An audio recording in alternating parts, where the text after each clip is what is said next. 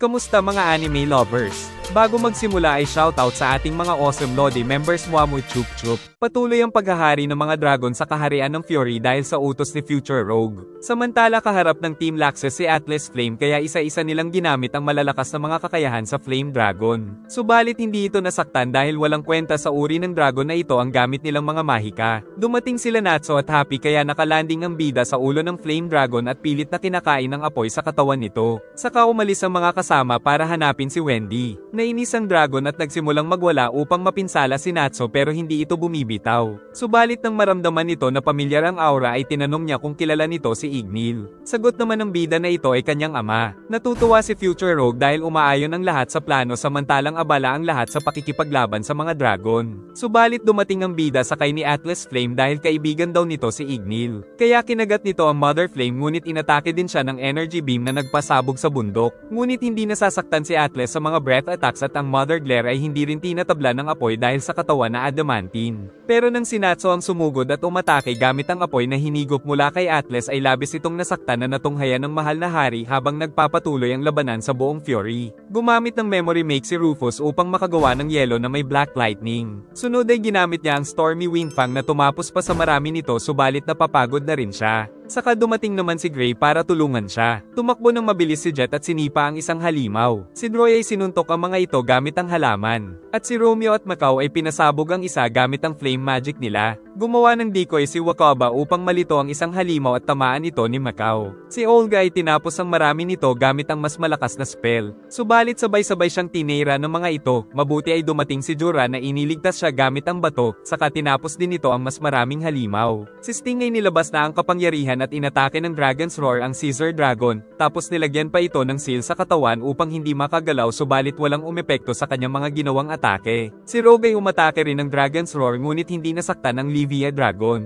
Giit ng dragon na ayaw niyang patayin si Rogue dahil ito ang magiging pinuno nila at kinukulit din ito ng masamang anino. Dahil dito ay napagtanto ni Altair na mapipigilan niya ang lahat ng ito pag pinatay niya si Rogue. Nagagalit si Miliana dahil napatawad ni Erza si Jelal. Kaya sinabi ni Altair na minanipulan niya lang noon si Jelal kaya siya talaga ang pumatay kay Simon. Ngunit pag-alis nito ay sinabi ni Erza na isa lang ring biktima ni Ziref si Altair. Narinig din ito ni Kagura kaya nalaman niya ang katotohanan. Samantala si Altair ay mapipilitang patayin si Rogue. Dumating si Sting na hinahabol ng Caesar Dragon upang makipagtulungan kay Rogue sa kasabay silang sinugod ng mga ito. Gumawa si Leon ng Snow Tiger na winasak lang ng mga halimaw at pati ang Ice Cannon ni Gray ay hindi umubra. Ngunit nang pagsamahin nila ang kanilang mga spell ay tagumpay na natalo ang mga ito. Pero inatake sila ng iba pa kaya pinrotektahan ng mga sarili gamit ang Ice Shield. Habang si Wakaba ay kasama pa rin ng mag-ama sa pakikipaglaban saka mabilis na nagtago mula sa Energy Beam. Ngunit tinira pa rin ng mga ito ang kanilang pinagtataguan kaya pinrotektahan ni Macau ang anak. Inatake ng Rock Dragon si Eric na nakailag naman saka sumakay sa ulo nito at inatake ng Poison Dragon Technique. Tutulong sana si Ichiya ngunit tinamaan din sa nito sa puwet. Subalit walang naging epekto ang atake ni Cobra sa dragon. Saka naman nagtoos ang mga dragon nila Natsu at Rogue. Hindi matanggap ni Altair na naisipan niyang patayin ang inosenteng Rogue kaya naisip niyang hindi pa rin siya tuluyang nagbago. Samantala hinahanap ni Lucy ang mga kasama nang mapatalsik siya ng kalaban at nalamang napapaligiran na siya ng mga ito, subalit iniligtas naman siya ng buhok ni Flare upang hindi tamaan. Tuloy ang pag-atake ni Laxus kay Zircones ngunit nagawa siya nitong mapatalsik, subalit hindi sumuko ang Thunder Dragon Slayer samantala sila Erza at Jelal ay magkasamang nakikipaglaban sa mga anak ng Mother Glare. Masama ang lagay ni Droy ngunit ayaw siyang iwan ni Jet kaya tinamaan sila ng 3 energy beam. At sinabi ni Droy na iwan na siya nito at tulungan si Levi pero ayaw talagang sumuko ni Jet sa kanya subalit tatamaan na naman sila habang si Lucy ay nais sabihin sa kanila ang natutunan sa future diary niya. Sinuntok ni Elfman ang halimaw at tinamaan din siya nito. Subalit kahit madami ang kalaban ay matapang pa rin siyang sumugod. Sila Kinana at Levi ang namamahala sa kaligtasan ng mga tao ngunit nag-aalala din sila sa kalagayan ng mga kaibigan samantala inatake ni Gajil ang Dark Dragon, subalit nakitang wala itong pinsala. Sa utos ni Rogue ay inatake ng Mother Glare sila Natsu patungo sa lupa, subalit nakaligtas pa rin ang dalawa at sila naman ang umatake. Hinahanap pa rin ni Happy ang mga kasama nang makita sila Macau na masama ang kalagayan kaya tatawag daw siya ng tulong ngunit pinigilan ni Wakaba dahil alam nilang nasa masamang kalagayan din ang mga kaibigan kaya magtitiwala na lang daw sila sa kakayahan nila Natsu, ngunit pag-alis ni Happy ay tinamaan na naman sila. Patuloy ang paggamit ng energy beam ng mga halimaw sa syudad nang makita ni Meldy si Juvia at muntik na silang tamaan ng isang halimaw ngunit tinulungan sila ng dalawang binata. Subalit muntik na namang tamaan si Juvia kaya iniligtas ito ni Gray pero siya ang napuruhan sa buong katawan. At sa ilalim ng pulang buwan ay nakikipaglaban din sila Bakes ngunit napinsala siya ng matindi. Tinawag ni Macau ang atensyon ng mga halimaw upang mailigtas niya ang kanyang anak. Luhaan ng mga kaibigan sa nangyari kay Gray. Samantala sa itaas ay patuloy ang bakbakan nila Natsu at Future Rogue kung saan kumain muli siya ng apoy at sinugod ito ngunit nakailag sila sa parehong atake saka iniligtas siya ni Atlas at muli siyang nagtungo sa Mother Glare. Kahit anong lakas ng kuryente ay walang epekto kay Zircones. Kaya inatake na rin ito ni Wendy at saka ito sinuntok ni Laxes habang hindi nakadepensa kaya napabagsak nila ito. Pero dahil dito ay nagagalit na daw si Zircones kaya kakainin na nito si Wendy na hinarangan ni Laxes. Samantala patuloy ang pag-atake ng Livia Dragon kay Rogue. Si Sting ay inatake ang Caesar Dragon at nagkatamaan ng mga ito kaya muntik nang mag-away ang dalawang dragon. Sinamantala ito nila Sting at Rogue upang atakihin sila. Subalit hindi napinsala ang mga dragon at pinatalsik si Sting samantalang si Rogue ay pinipilit pa rin ni Livia na sumali sa kanila. Ginamit ni Gajil ang mahabang espada sa ulo ng Dark Dragon ngunit walang epekto sa kalumipad ito at mabilis na sumugod at tinusok siya ng malaking kuko. Si Eric ay sinusubukan pa ring mapinsala ang Rock Dragon ngunit nahulog siya at sinugod nito. Sa paghahanap ay napalibutan si Lucy ng maraming halimaw. Samantala si Altair ay ginamit ang ultimate move ng Time Arc upang maibalik ang oras nung hindi pa nabubuksan ang gate ngunit magkakahalaga ito ng kanyang buhay. Dahil dito ay nagliwanag ang buong paligid at pagkatapos ay labis na pinsala ang idinulot sa katawan subalit 1 minuto lang ang napabalik niya dahil ganito na lang ang halaga ng kanyang buhay. Subalit dahil sa 1 minutong ito ay naulit muli ang nangyari kay Gray at nalaman niyang mapapatay siya ng mga halimaw. Dahil dito ay nalaman nila ang mangyayari at napigilan ng pagkamatay ni Gray.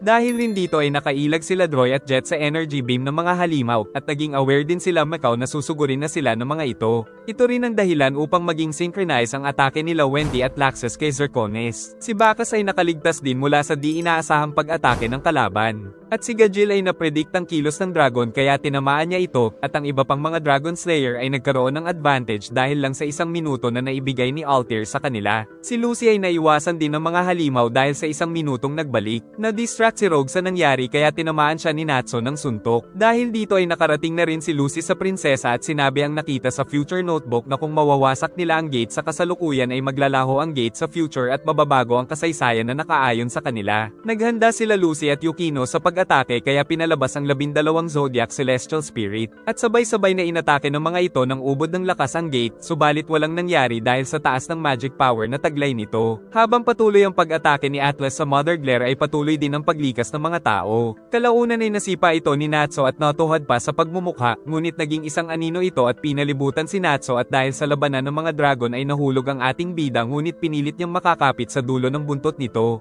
Giit ni Natsu na dahil sa ginagawa ni Rogue ay natatakot niya si Frosh pero wala na daw pake ang kalaban kaya napasugod ang bida ngunit inatake siya nito ng pinaghalong White and Shadow spell. Subalit hindi tumigil ang Salamander sa pagsugod at pag-ilag hanggang sa binigyan siya ng lakas ni Atlas kaya tinamaan nito si Future Rogue at mas pinainit pa ni Natsu ang apoy na tinataglay. Samantala pinipilit pa rin ng mga Celestial Spirit na wasakin ang Project Eclipse Gate hanggang sa sumabog ito ng napakalakas. Pero sa kabila nito ay napakatibay talaga ng gate. Ngunit nakita nila ang paparating na napakatinding kapangyarihang apoy kaya napatakbo na lang sila sa panganib hanggang sa tuluyan itong tumama sa Project Eclipse na nagdulot ng mas malakas pang pagsabog. At nang makita nila ay si Natsu pala ito na natalo si Rogue at nawasak din ang gate dahil sa malakas na impact. Dahil sa pagkawasak ng gate ay nagsimulang maglaho ang katawan ng mga dragon na nanggaling sa nakaraan na ikinainis ni Zircones. Humingi ng tawad si Princess Hisui at sinabing siya ang nagpagawa ng Eclipse Gate. Kaya tinanong nito ang pangalan ng prinsesa na ang ibig sabihin ay Jade, kaya naman naging Jade Dragon na ang tawag kay Zircones. Kalaunan ay naglaho na rin pati ang iba pang mga dragon at pati ang mga anak ng Mother Glare saka nagpasalamat si Natsu kay Atlas Flame. Sa kabila ng kanilang tagumpay ay hindi masyadong masaya ang mga Dragon Slayer dahil wala naman silang natalo ni isang dragon subalit ayos na rin ito dahil ligtas na ang buhay ng lahat. Bago maglaho si Rogue ay pinapasabi nito na protektahan ng present Rogue si Frosh dahil simula nang namatay daw ito ay nilamon na siya ng kadiliman. Naglaho na rin ang future Lucy at napunta siya sa paraiso kung saan nandoon ang kanyang mga kaibigan sa future. Dahil sa naitulong nito ay napaiyak na lang din ang present Lucy kaya niyakap si Natsu ng mahigpit. Pagkatapos ng kaguluhan ay nagsuot ng magagandang damit ang kababaihan para sa kasiyahan sa palasyo upang ipagdiwang ang kanilang kaligtasan mula sa mga dragon. Samantala habang nagsusulat si Levi ng diary ay lumapit si Gajil. At sinabi ng dalaga na natutuwa siyang hindi namatay ang binata sa pakikipaglaban saka ito napaiyak dahil sa sobrang tuwa.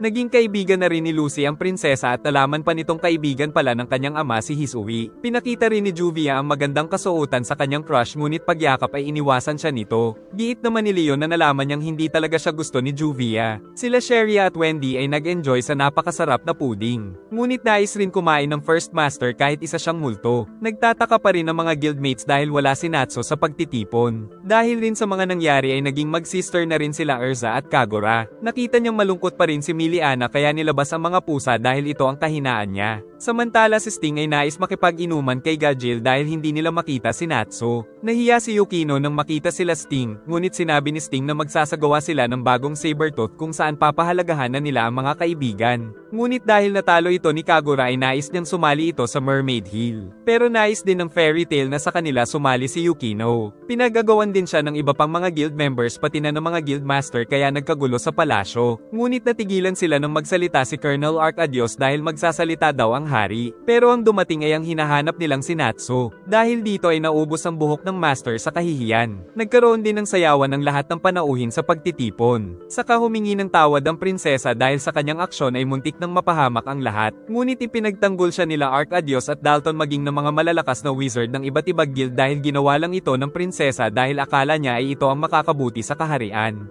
Dahil dito ay binigyan na lang ng hari ng parusa ang anak na magsuot ng puppet head sa isang linggo. Ngunit nakisali na rin sila Natsu para mas masaya. Isang matanda ang muntik ng matumba sa katandaan. At isang masaya at normal na araw para sa fairy tale nang dumating si Wendy dala ang sasakyan nila pauwi ng guild kaya nabahala si Natsu at nais humingi ng Troya spell kay Wendy. Pero naubos daw ang magic power ng dalaga kaya hindi niya magagamit ang spell. Kaya pagsakay sa karwahe ay taghirap na naman si Natsu. Hinahanap nila Jelal at Meldy si Altair ngunit hindi matagpuan. Saka dumating pa si Dranbolt na nakasimangot. Subalit ang alam lang pala ng Magic Council ay mga ilusyon lang ang mga sumalakay na dragon na parte ng kasiyahan pagkatapos ng Grand Magic Games. At sinabi ni Dranbolt na tinanggal niya ang alaala ng Magic Council pati na ng mga tao tungkol sa trahedya upang hindi mawala ng tiwala ang mga tao sa royal family dahil sa paggamit ng itim na mahika. Bago ito umalis ay tinanong ni Jelal kung nasaan si Cobra. Giit nitong bumalik daw kusa si Eric sa kulungan pagkatapos maglaho ng mga dragon ngunit parang may masama daw itong binabalak. Sa wakas ay nakapagpahinga na rin ng fairy tale sa sunod-sunod na pakikipaglaban. Subalit hanggang ngayon ay nagtataka pa rin si Gray kung bakit parang nagbalik ang oras noong nakikipaglaban sila. Kaya naalala niya na ganito din ang pakiramdam noong niligtas siya ng master niyang si Ul. Nababahala naman sila Jelal na baka kumilos na rin ng Tartaros na kasapi din ng alyansa ng mga malalakas na Dark Guild. Nang makasalubong nila ang isang matanda ay nakilala sila nito at ibinigay ang isang sulat na pamamaalam ni Altair sa kanila. At ipinapaalalang kailangan nilang pagbayaran ng mga kasalanan sa pamamagitan ng pagpuksa sa mga natitirang Dark Guild. Labis na ikinalungkot ng dalawa ang liham na ito subalit kailangan nilang magpakatatag. Samantala napadaan ang sinasakyan nila Natsu. At hindi nila alam na si Altair ang matandang babae dahil naubos ang kanyang lifespan sa ginamit niyang spell. Ngunit tila may lukso ng dugo nang makita ito ni Gray kaya naalala niya si Altair at napaiyak dahil nalaman niyang iniligtas siya nito. Tuwang-tuwa ang mga tao sa pagbabalik ng fairy tale sa kanilang lugar. Ngunit sinabi ng landlady na kailangan na daw magbayad ni Lucy ng upa. Aksidenteng naipakita ni Natsu na dinala niya ang korona ng hari, saka nito inilabas ang kanilang tropeyo sa Grand Magic Games. Habang nasa palaro sila ay nagpagawa pala ang mayor ng Magnolia ng bago nilang guildhouse dahil sa pagbabalik ng core members na labis na ikinatuwa ni Makarov. Subalit nagmamasid pa rin ang dating kasapi ng Raventail. Pagbalik sa kanilang bagong guildhouse ay tila balik na muli sa normal ang lahat kaya kumuha na sila Lucy ng trabaho sa quest board at dinala ito kay Mira Jane na sinabing nasa library ang iba pang detalye ng napiling quest. Kung saan nalaman nilang magiging mole exterminator lang sila subalit nahihilo si Natsu pagsakay sa karwahe at nakita pa ni Lucy ang kanilang first master. Nang makarating ay nakita nilang lubog sa putikan ang nayon. Saka dumating ang elder ng village na kanina pa sila hinihintay.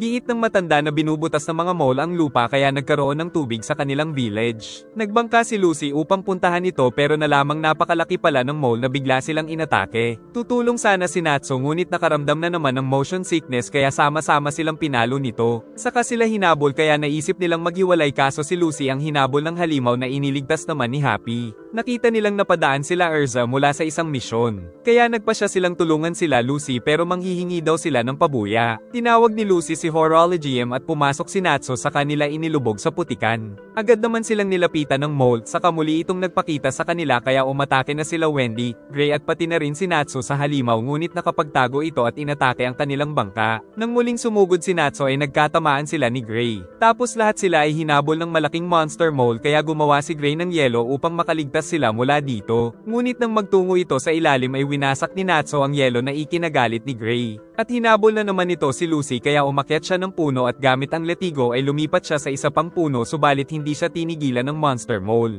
Kaya kumilos sila Happy at Carla para iligtas siya ngunit pati sila ay pinalo nito. Agad namang umatake ang tatlong kasama subalit nakapagtago na naman ang halimaw. Kalaunan ay nalaman nila sa Elder na noon ay isang pet lang ang mole na ito, ngunit nang iwan siya ng owner ay nagalit ito at nagtungo sa wild saka lumaki ng lumaki. Nagtataka si Lucy kung bakit siya hinahabol nito, sagot ng matanda na baka attracted ito sa kanya dahil sa mating season ng mole. Kaya ginamit nila si Lucy upang mapalabas muli ang mole saka tinawag niya si Virgo ngunit nainis ito nang mahulog sa putikan. Gayunpaman ay gagawin niya pa rin ang utos ni Lucy na palayasin ang mole pero sinama niya ang master saka dinala sa ligtas na lugar. Tapos hinabol niya ang mole at nagpaikot-ikot hanggang sa mapangat ang halimaw sa ere. Saka naman umatake ang mga kasama patungo dito at napatalsik nila patungo kay Erza, na pinalo naman ni Titania ng magic hammer patungo sa lupa kaya nahuli na nila ito ng malaking net. Nalaman nilang nais lang nitong maghanap ng asawa. Nang dumating si Virgo sakay ng sinasabi niyang isa pang mole pero hindi isang mole ang tingin dito ni Lucy. Gayunpaman ay nagkagustuhan ng dalawang halimaw kaya umalis na ang dalawa ngunit kasama silang nadala dahil sa net. Samantala ang maliit na unggoy ay alaga pala ni Ziref subalit nakita na rin siya ni Mavis. 7 taon nang nakalipas ay naging malapit daw sila sa isa't isa ngunit ngayon ay napagpasyahan na daw ni Ziref na ubusin ang mga tao upang makapagsimula ng panibagong daigdig na hindi siya kinamumuhian. Ngunit nagbanta si Mavis na pipigilan siya ng fairy tale. Samantala habang namimili ng damit si Lecter ay hindi napansing iniwan siya ni Frosh. Samantala ramdam din ng mga tao ang pagbabago ng Sabertooth simula nang si Sting ang naging bagong master. Samantala sa loob ng guild ay seryoso si Sting na pinatanggal ang mga damit nila pero dahil natapos na daw ang kanilang pool ay magkakaroon sila ng pool party. Samantala sa pool ng fairy tale ay binalibag ni Natsu si Lucy. Si Wendy naman ay kasama ang mga exceed sa pagre-relax. Nag-e-enjoy na sila Sting sa pool nang dumating si Lecter at sinabi na nawawala si Frosh. Sinisisi ni Rogue si Lecter dahil hindi daw alam umuwi ni Frosh kaya nag-away sila ni Sting.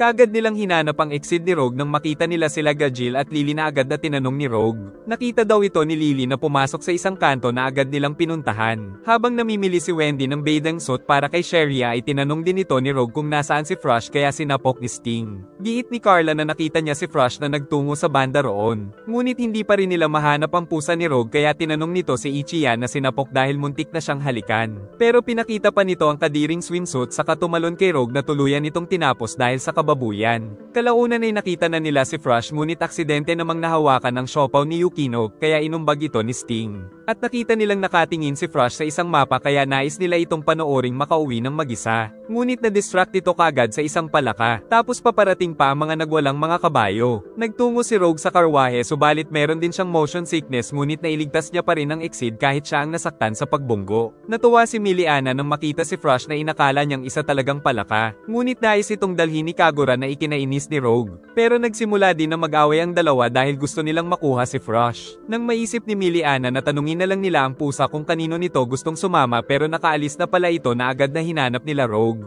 Aksidente namang nakita ito ng mga mandar ambong na pinagbalakan siyang ibenta pero hindi nila ito mahuli. Ngunit dumating pa ang ibang mga kasamahan ng mga ito. Pero ang ulo ni Lucy ang nahuli nila. Saka kinausap ito ni Natsu at ang ulo niya naman ang nahuli ng isa pa kaya nakatakas na si Frosh at sinuntok ni Natsu ang lalaki, saka inatake din niya ang iba pa. Tinawag ni Lucy si Sagittarius at pinaulanan ang mga ito ng palaso. Saka sila pinasabog ng ating bida ng malakas nitong apoy.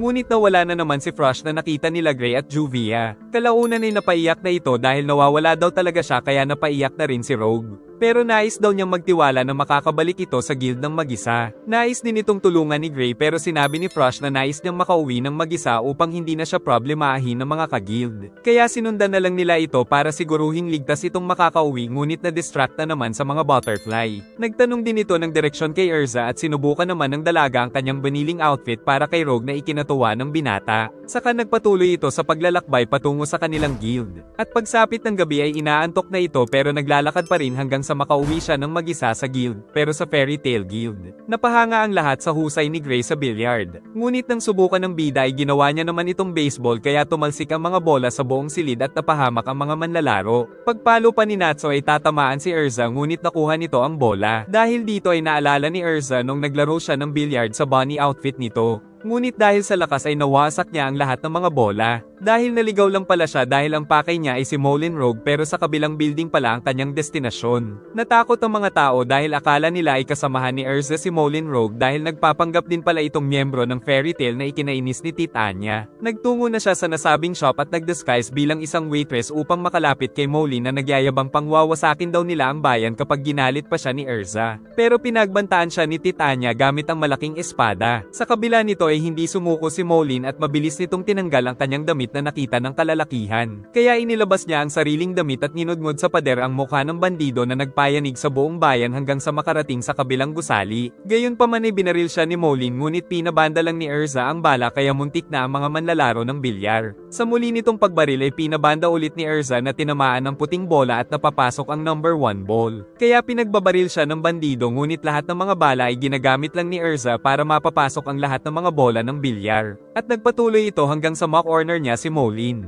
Dahil dito ay sumuko na lang ang bandido at sinabing wala kasi siyang makuhang trabaho at kailangan niya ng pampagamot kay Sonny na kanyang partner. Akala nila ay pinatawad na ito ni Erza pero binanatan pa niya ito. At nagbanta na hindi niya mapapatawad ang sino mang magtangkang gamitin ang pangalan ng Fairy Tail para sa pansariling interes. Ngunit hindi siya nito tinuluyan, sa halip ay niyaya siyang magtungo sa Fairy Tail upang magkaroon ng trabaho. Nang umalis si Erza ay nalaman nilang si Sonny ay ang alaga pala nitong daga. Sa kasalukuyan ay nag-e-enjoy pa rin sila sa paglalaro ng billiard sa bigay daw ng kliyente. At ang babae palang si Moulin na nakilala ni Erza ay walang iba kundi si Biska. Sa nakaraan ay nagtungo nga si Moulin sa Fairy Tail kung saan pinakain siya ni Erza at tinanggap kaagad sa kanilang guild. Sa kasalukuyan ay malaki na rin si Sonny. Saka naglaro sila ng billiard upang mag-enjoy. Nag-enjoy ka ba? Mag-like and subscribe at pindutin ang bell para updated ka sa susunod na upload. Sana ay nagustuhan nyo at mag-like and subscribe ka na rin para muha-muha chup chup.